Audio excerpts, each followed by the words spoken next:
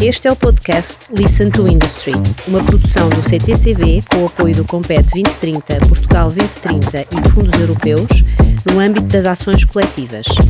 Neste episódio abordamos um tema central para o futuro da indústria e da transição energética: os desafios dos recursos minerais, desde a sua disponibilidade e valorização até o papel crítico que desempenham nas cadeias de valor tecnológicas, energéticas e industriais. Para esta conversa, António Silva, geólogo, investigador e consultor do CTCV, recebe Ana Carina Veríssimo, geóloga e engenheira de minas, Business Development Manager no EIT Raw Materials, iniciativa europeia dedicada à inovação, competitividade e sustentabilidade no setor das matérias-primas minerais. Com uma visão internacional e multidisciplinar, Ana Carina Veríssimo ajuda-nos a compreender como a Europa está a repensar, a inovar e a transformar os recursos minerais críticos e estratégicos e que oportunidades emergem para a indústria portuguesa neste novo contexto, particularmente a cerâmica. Olá, bom dia, Ana. Bom dia, António. Tudo bem? Fizeste boa viagem? Fiz, sim, senhor. Obrigado pelo convite. Muito obrigado por te juntares a nós, a estes podcasts do nosso projeto CTCV Listen to Industry. Eu, na qualidade de representante do CTCV, do Centro Tecnológico da Cerâmica e do Vidro, e tu representando o European Institute of Technology na componente dos Raw Materials. Mais uma vez, obrigado. Gostaríamos então de explorar aqui alguns dos temas que, inclusivamente, ambos já temos discutido noutras situações. E por isso mesmo deixo já que nos apresentes o EIT Raw Materials, qual é o vosso papel neste ecossistema industrial europeu. Obrigada, António. O EIT Raw Materials responde a uma entidade da União Europeia que se chama European Institute of Innovation and Technology, portanto o Instituto Europeu de Inovação e Tecnologia. Existem várias áreas consideradas estratégicas para a União Europeia e as empresas filhas desta entidade-mãe estão divididas por tópicos. Temos a mobilidade urbana, a energia, o clima, a cultura. Agora foi lançado recentemente o EIT da água e nós estamos com o âmbito das matérias-primas. Matérias-primas essas que são metais e minerais, portanto tudo o que seja fora deste âmbito não é connosco. E a nossa missão é promover a inovação e sustentabilidade nestes setores. Toda a componente do que nós chamamos o triângulo de inovação está representada na nossa comunidade, que no fundo somos uma comunidade de inovação e conhecimento, e assentamos em 4 pilares. Portanto, temos o acesso a financiamento, que é crítico para estas indústrias e para este setor. Temos os serviços de inovação, temos um conhecimento que é o nosso foco, no fundo. Temos uma equipa de inovação dedicada a variados tópicos. Temos os serviços de educação. No passado foram muito mais focados em programas de mestrado, doutoramento, tanto nesta área mais mineira como dos materiais avançados, engenharia de materiais, também programas doutorais. Agora estamos a desviar-nos um pouco mais desse foco e a focar-nos mais na formação contínua, porque é preciso efetivamente capacitar esta mão de obra europeia para estes novos desafios. E em último, que para mim até acaba por ser o mais importante, é esta componente networking. Portanto, estabelecemos estas parcerias, fomentamos estas colaborações, não só regionais, também estamos divididos por regiões, porque faz sentido.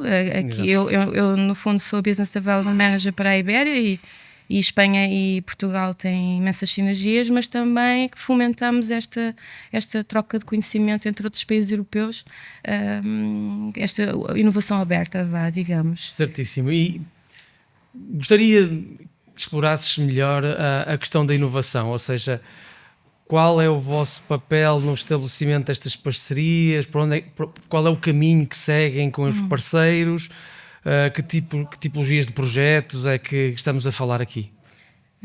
Como eu referi, portanto, a inovação é um grande foco das nossas atividades. Nós temos candidaturas para projetos de inovação que são lançadas anualmente, temos várias datas várias características. O que é que nós procuramos? Nós procuramos que haja esta contaminação cruzada entre regiões, portanto gostamos de ter mais do que um país representado, gostamos que estejam também representados parceiros no consórcio que sejam representantes da indústria, da academia e destes centros de investigação e tecnológicos, pelo Chamadas menos 2. RTOs, não é? Exatamente, os RTOs em inglês.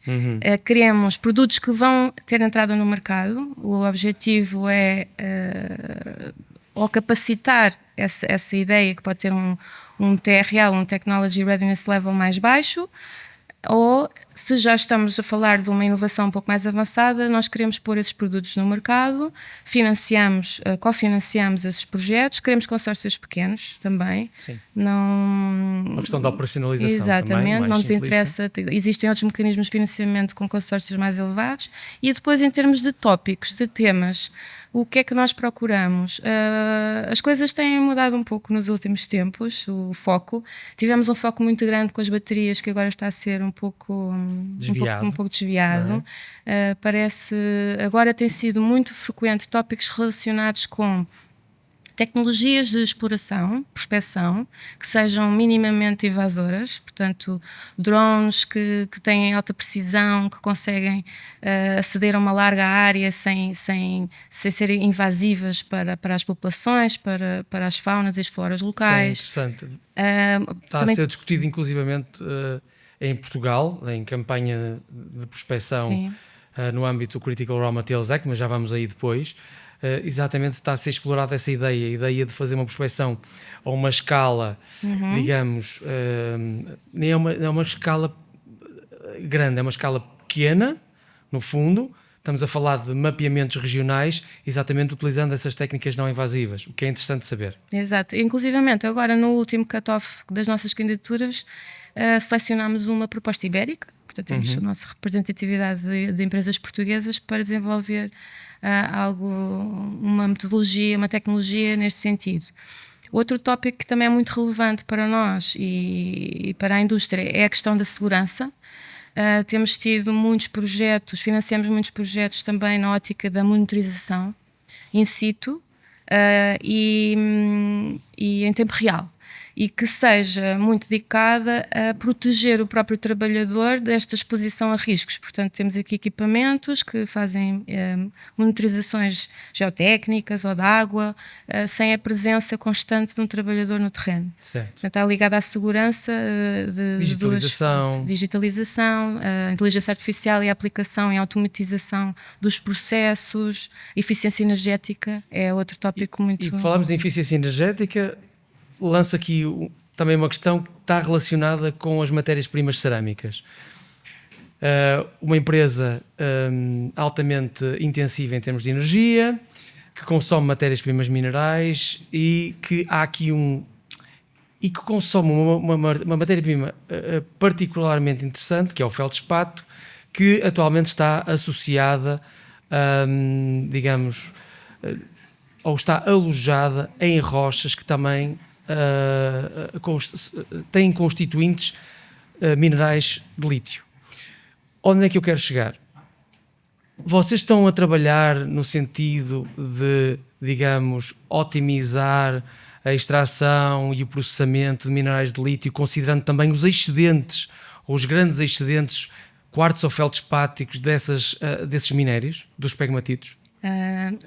Sim, é extremamente relevante esse tópico, tanto para Portugal, porque somos um país com recursos litiníferos e uma indústria cerâmica que tem um papel importante na economia nacional, mas também no âmbito da própria economia circular, porque temos estes projetos que estão a emergir na Europa, que sabemos que vão colocar no mercado eu não quero chamar resíduo, porque a nossa intenção é valorizar para subproduto, exatamente. Que resulta de um processo, a economia circular. Exatamente. Não só os feldspatos ricos em lítio, que têm um mercado que que é conhecido, é óbvio, mas também vai haver uma produção enorme de aluminosilicatos, no caso do processamento do hidróxido de lítio para fabricação. Sim, já as ajudando na baterias. cadeia de valor, está Sim. certo. Sim. E nós procuramos exatamente encaixar essas questões em novas tecnologias que vão promover exatamente esta circularidade desses materiais e o reaproveitamento que vai beneficiar todos, no fundo, não é? Sim, sim. No que é respeitando as matérias-primas cerâmicas, sim, este é o grande desafio que temos em Portugal. Existem também outros relacionados com outras tipologias de extração.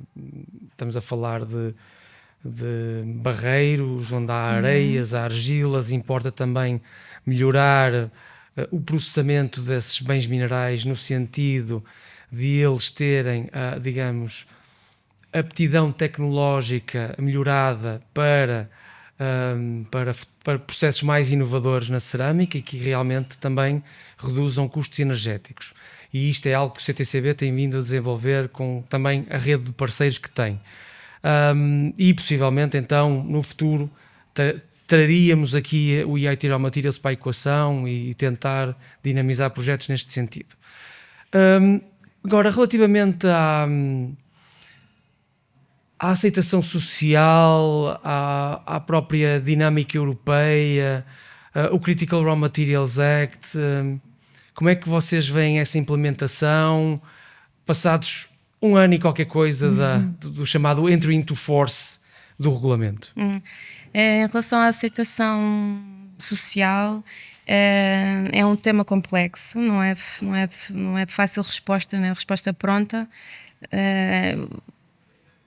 Nós estamos a trabalhar muito, inclusivamente quando eu falei na componente de educação, encaixa-se muito aqui. Nós lançámos uma candidatura este ano, exatamente a tentar responder a isso, e queríamos a indústria também envolvida, não só a parte académica, não é? Quando olhamos para a educação, pensamos logo nas universidades, mas também queríamos aqui uma componente de associações industriais, da indústria, para elaborar no fundo um curso do que nós chamamos a licença social para operar. É extremamente crítico e tem muito a ver também com a comunicação. São áreas extremamente técnicas. As pessoas que vão ser afetadas mais diretamente com este tipo de atividades da indústria extrativa não têm este conhecimento técnico como nós já somos geólogos, não é? Nós sabemos. Às vezes é difícil comunicar. É muito difícil comunicar. É cada vez mais crucial comunicar bem. Passa primeiramente por a comunicação tem que ser transparente. Desde o primeiro dia todas as entidades têm que ser envolvidas, ouvidas, há que esclarecer com detalhe stakeholders, exatamente o que é que vai ser feito, como vai ser feito, como é que vai ser feita a recuperação ambiental, como é que vai ser integrado estes trabalhos com as comunidades que já estão existentes, não só comunidades, mas também associações de pesca, turismo, como é que isso vai ser afetado. Até a paróquia. A paróquia, toda a gente. Todos têm que estar envolvidos de forma a perceberem que realmente os projetos... Claro que sim. Haver esta comunicação mais transparente desde o início, que acho que houve alguns projetos que falharam exatamente por aí, é o caminho. Em segundo lugar, esta questão que eu falei, de haverem estas tecnologias menos invasivas, de haver esta preocupação com a segurança, de haver esta preocupação com a gestão de água, porque estamos a falar em indústrias que consomem imensa água, onde existem impactos de poeiras, de ruído, de haver esta constante preocupação em melhorar, em inovar, acaba por ajudar a haver esta aceitação por parte do público, porque existem imensos benefícios.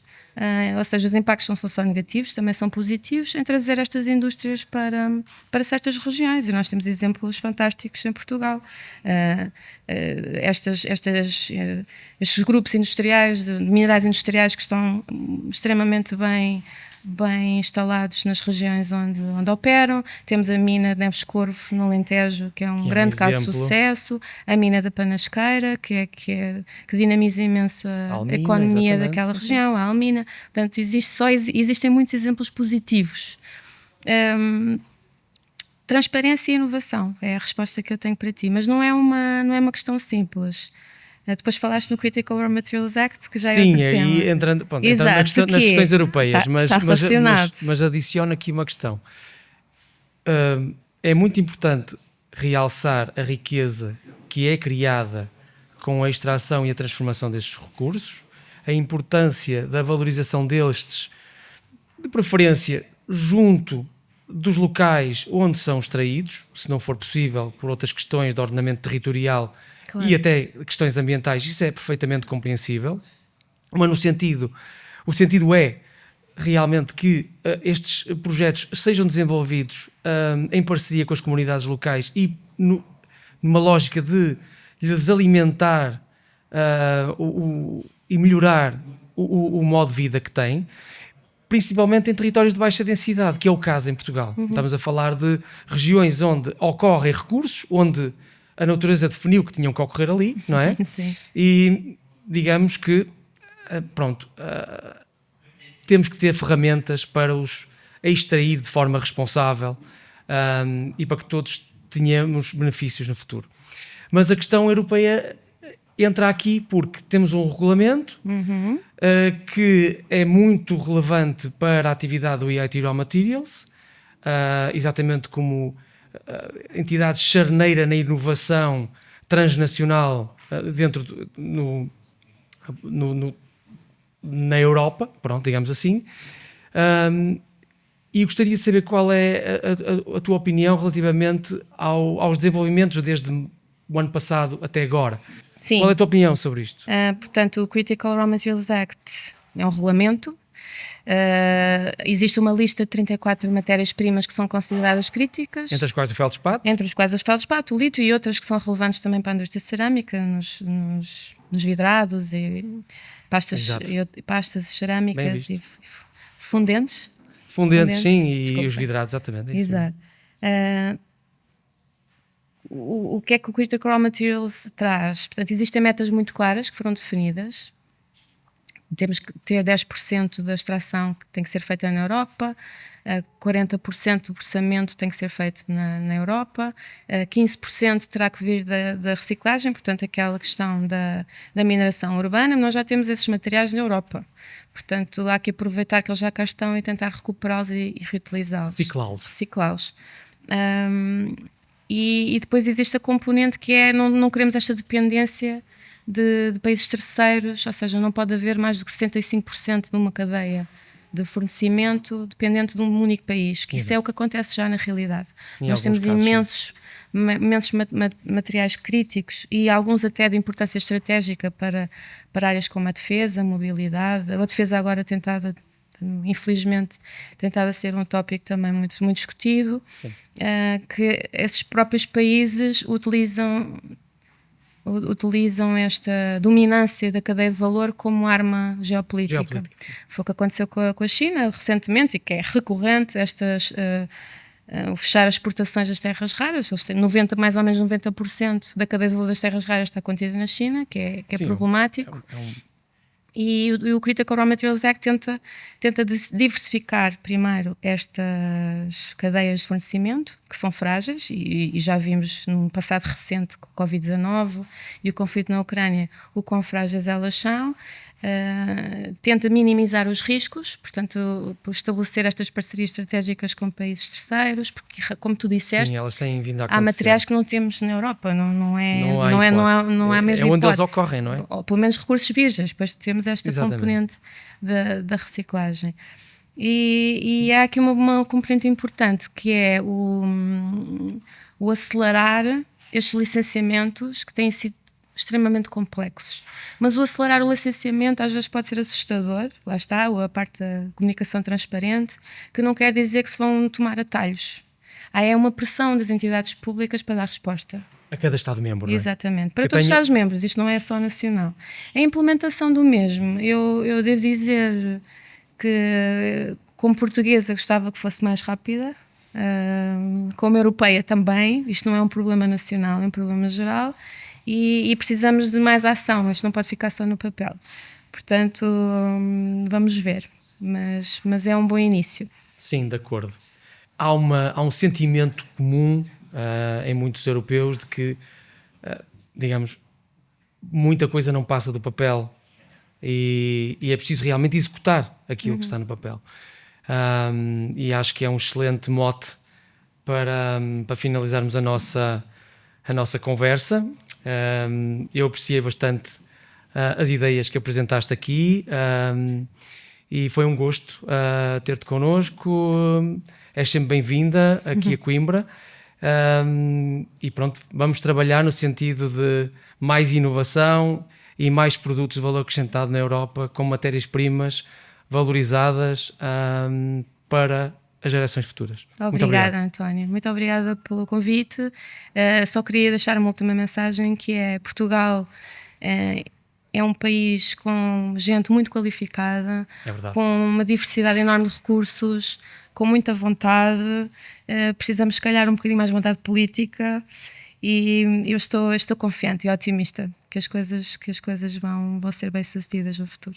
E eu também quero estar tão otimista como tu estás. Temos que ser otimistas. Obrigada pelo convite, foi um prazer. Obrigado.